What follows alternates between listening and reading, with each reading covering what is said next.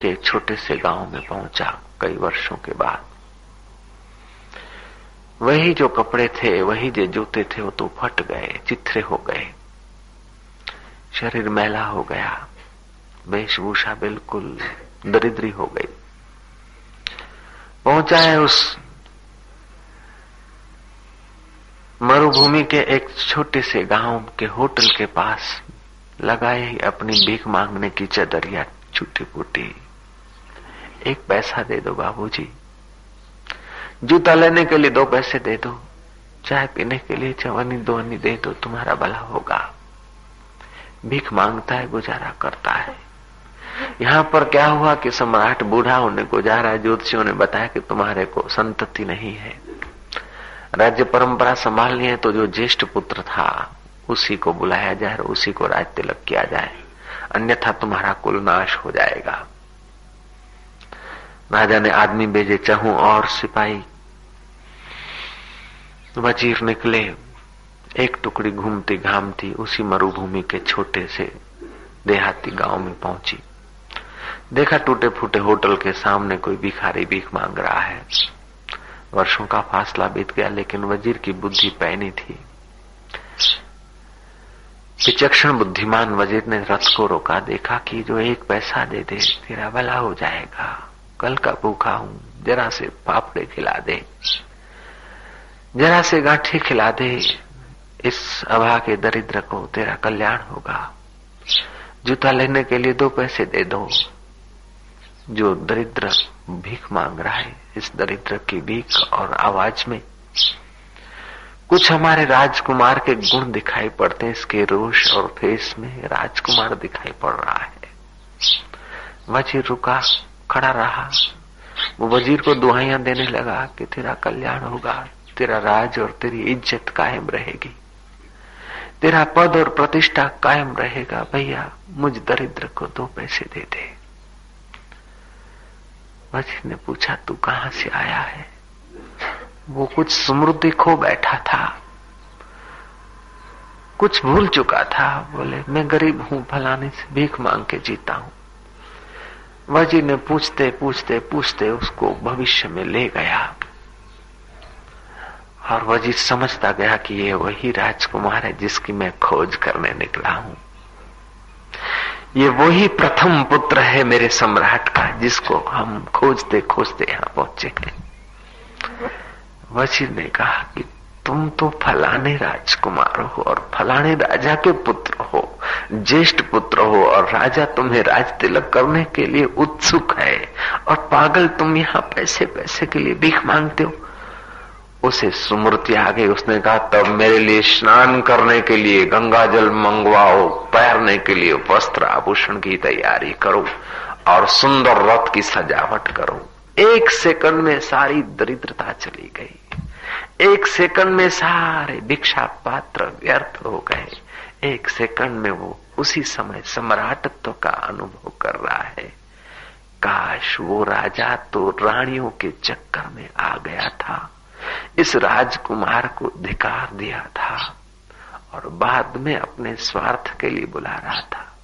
लेकिन परमात्मा रूपी राजा किसी रानी के चक्कर में नहीं आया। संत रूपी वजीर तुम्हारे तरफ भेजता है। तुम विषयों की भीख कब तक मांगते रहोगे? मुझे धन दे दो, मुझे मकान दे दो, मुझे कुर्सी दे दो, मुझे सत्ता दे दो, मुझे सुहाग दे दो, मेरी मंगनी करा दो, मेरे को पुत्र दे दो। इस प्रकार की भीख तुम्हारी सुनकर संत रूपी वजीर भीतर ही भीतर बड़े दुखी होते हैं कि अरे परमात्मा का एकलौता पुत्र, तुम सब परमात्मा के एकलौते पुत्र हो। परमात्मा और तुम्हारे में तिनका मात्र दूरी नहीं। परमात्मा का राज्य पाने का तुम्हारा पूरा अधिकार है, फिर भी तुम भीख मांगने से रुकते नहीं। आप रुक जाना, आप ठहर जाना। बहुत मांग ली, कई जन्मों से मांगते आए। सम्राट के पुत्र तो 10-12 साल से भीख मांगते थे, तो थोड़े ही वचनों से वजीर की बात पर विश्वास आ गया और वो अपने राज्य को संभाल लिया। तुम सदियों से मांगते आए हो, उसलिए तुम वजीर के वचन विश्वसनीय नहीं होने को जा रहे हैं। तुम संदेह करते हो कि आत्मा परमात्मा, अच्छा साईं कहता है तो ठीक है, लेकिन मेरे को प्रमोशन हो जाए। अरे चल मैं तुझे सारा विश्व का सम्राट बना देता हूँ साईं, ये सब ठीक है, लेकिन मेरा इतना सा हो जाए। ये कब तक कंकड़ और पत्थर मांगते रहोगे? कब तक कोड़ियां और तिनके बटोरते रहोगे?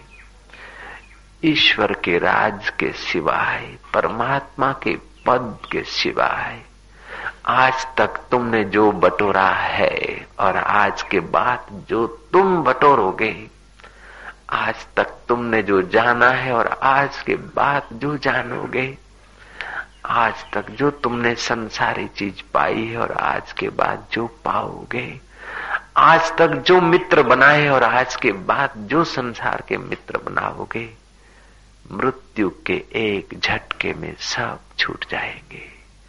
दरिद्रता के पात्र कब तक सजाए रखोगे और भिक्षा की चीज कब तक अपने पास रखोगे? छोड़ो दरिद्रता के वस्त्रों को, उतारो, फेंक दो भिक्षा के पात्रों को, शिवोहम का गान गूंजने दो। मैं आत्मा परमात्मा हूं, मैं अपने घर की और कदम बढ़ाऊंगा। अपनी स्मृति को जगाओ, दूसरा कुछ नहीं है। परमात्मा को लाना नहीं है, सुख को लाना नहीं है, सुख को पाना नहीं है, जन्म के चक्कर को किसी हथौड़ों से तोड़ना नहीं है। केवल तुम स्मृति जगाओ बस, और कुछ नहीं करना है। तुम केवल परमात्मा की हाँ में हाँ मिलाकर देखो, गुरु की हाँ में हाँ मिलाकर तो देखो कि तुम कितने महान हो सकते हो। गुरु तुम्हें कहता है कि तुम अमृत पुत्र हो, तो तुम काहे को इनकार करते हो? गुरु कहता है तुम देह नहीं हो, तो तुम काहे को अपने को देह मानते हो? गुरु कहता है तुम ब्राह्मण क्षत्रिय वैश्य शूद्र, तुम साबू वाले लक्कड़ वाले कक्कड़ वाले नहीं हो, तुम तो परमात्मा वाले हो। गुरु की बात तो मान कर देखो। ईश्वरो सर्वभूतानां हृदय से अर्जुन तिष्ठति भ्राम्यन्ति सर्वभूतानि यंत्र रूढ़ानि मायया। सबके हृदय में मैं ईश्वर ज्यों का त्यों विराजमान हूँ, लेकिन सब भ्रमित हो रहे हैं माया रूपी यंत्र से। माया का अर्थ है धोखा। धोखे के कारण हम दीनहीन हुए जा रहे हैं। हे धन तू कृपा कर सुख दे, हे कपड़े तू सुख दे, हे गहने तू सुख दे। अरे ये जड़ चीजें तुम्हें कब सुख देगी? कपड़े न हो तो परवाह नहीं, गहने न हो तो कब परवाह नहीं।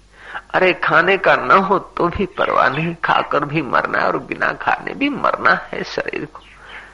तुम्हारे हृदय में परमात्मा का आराम हो, बस तुम्हारे हृदय में परमात्मा के गीत हो, इतना काफी है। इसके सिवाय और सब कुछ भी हो गया तो व्यर्थ है, और ये हो गया तो सब कुछ की भी कोई आवश्यकता नहीं, वो सब तुम्हारा दास हो जाएगा। एक बार गुरुओं की बात मानकर तो देखो, एक बार छलांग लगाकर तो देखो। सौदा मंजूर नहीं हो तो वापस कर देना भैया।